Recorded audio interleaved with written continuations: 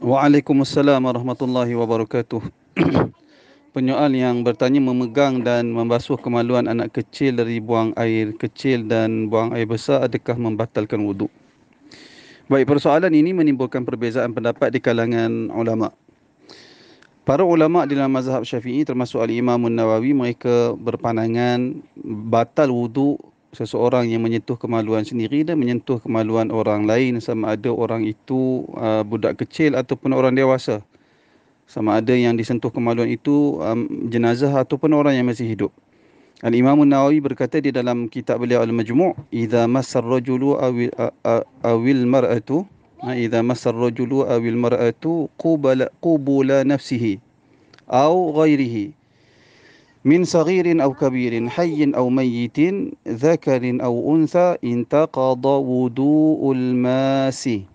Yang bermaksud lebih kurang apabila seseorang lelaki maupun seorang perempuan menyentuh kubul, yakni kemaluan hadapan diri sendiri, atau kubul, yakni kemaluan hadapan orang lain, sama ada dari kalangan budak kecil, saghirin, ataupun orang besar yang hayyin, yang masih hidup ataupun yang telah meninggal dunia, sama ada yang disentuh itu kemaluan lelaki maupun kemaluan perempuan, maka batal wuduk orang yang menyentuh. Itu perkataan Al-Imam Nawawi. Perkataan ini menunjukkan Al-Imam Nawawi, demikian juga para ulama dalam mazhab Syafi'i berpandangan batal wuduk jika menyentuh kemaluan orang lain, sama ada orang besar ataupun budak kecil.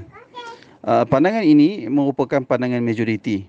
Pandangan ini merupakan pandangan majoriti ulama. Sekalipun demikian, terdapat beberapa ulama yang berpandangan tidak membatalkan wuduk. Saya wallahu taala alam secara peribadi memegang pandangan yang kedua, iaitu pandangan yang mengatakan tidak membatalkan wuduk.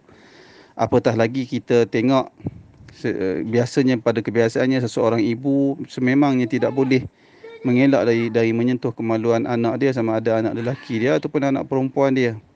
Dan perkara itu berlaku di zaman Nabi Muhammad sallallahu alaihi wasallam, akan tetapi tidak diriwayatkan pun cerita ataupun kisah yang menceritakan bagaimana para wanita di zaman Nabi memperbaharui wuduk dengan mereka menyentuh kemaluan anak mereka. Tak ada sebut pun perkara itu. Sedangkan perkara itu mesti berlaku secara secara berleluasa, perkara itu akan berlaku. Wallahu taala alam. Sebab tu saya mengatakan saya memegang pandangan majoriti, pandangan yang berbeza dengan majoriti yang mengatakan seorang ibu yang menyentuh kemaluan anak dia tidak membatalkan wuduk ibu tersebut. Kerana perkara itu termasuk di dalam umum lebah-lebah. Benda yang tidak boleh dielakkan. Benda yang mesti berlaku. Benda yang pasti berlaku. Jika kita kata batal wuduk, sudah tentulah akan mendatangkan kesukaran kepada para ibu. Demikian juga saya secara peribadi memegang pandangan yang mengatakan menyentuh kemaluan tidak membatalkan wuduk. Akan tetapi sesiapa yang hendak memperbaharui wuduk, maka sunat untuk dia memperbaharui wuduk. Dan itulah pandangan yang dinyatakan oleh Syekh Dr. Yusuf Al-Qaradawi. Wallahu ta'ala a'lam.